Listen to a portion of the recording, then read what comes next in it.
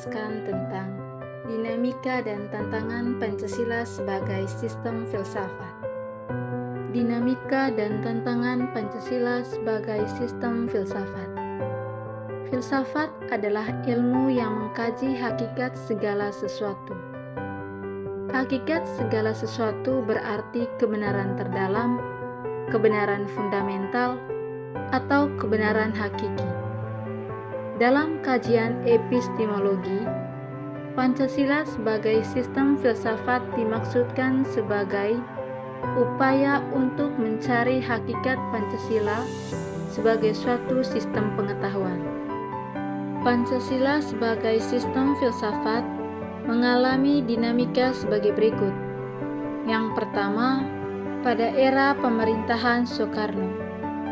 Pancasila sebagai sistem filsafat dikenal dengan istilah filosofis Groundsley. Gagasan tersebut merupakan perenungan filosofis Soekarno atas rencana berdirinya negara Indonesia merdeka. Ide tersebut dimasukkan sebagai dasar kerohanian bagi penyelenggaraan kehidupan bernegara. Ide tersebut ternyata dapat sambutan yang positif dari berbagai kalangan, terutama dalam sidang BPUPKI pertama, persisnya pada 1 Juni 1945. Namun, ide tentang filosofis Groundsley belum diuraikan secara rinci, lebih merupakan adagium politik untuk menarik perhatian anggota sidang, dan bersifat teoritis. Pada masa itu, Soekarno lebih menekankan bahwa Pancasila merupakan filsafat asli Indonesia yang diangkat dari akulturasi budaya bangsa Indonesia. Yang kedua, pada era pemerintahan Soeharto. Pada era Soeharto, kedudukan Pancasila sebagai sistem filsafat berkembang ke arah yang lebih praktis.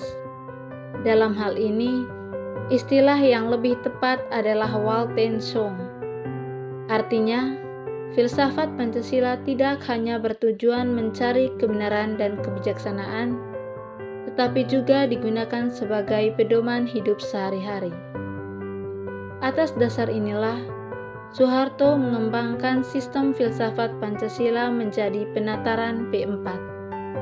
Dan yang ketiga, era reformasi. Pancasila sebagai sistem filsafat kurang terdengar resonansinya.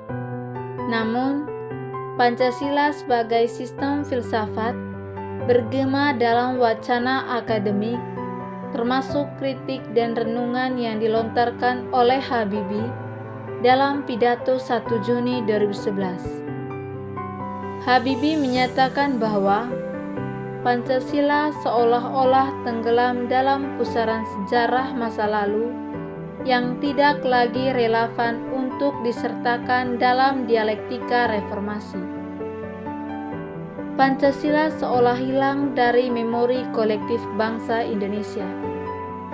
Pancasila semakin jarang diucapkan, dikutip, dan dibahas baik dalam konteks kehidupan ketatanegaraan, kebangsaan, maupun kemasyarakatan. Pancasila seperti tersandar di sebuah lorong sunyi, justru di tengah denyut kehidupan bangsa Indonesia yang semakin hiruk-pikuk dengan demokrasi dan kebebasan berpolitik. Berikutnya, tantangan Pancasila sebagai sistem filsafat.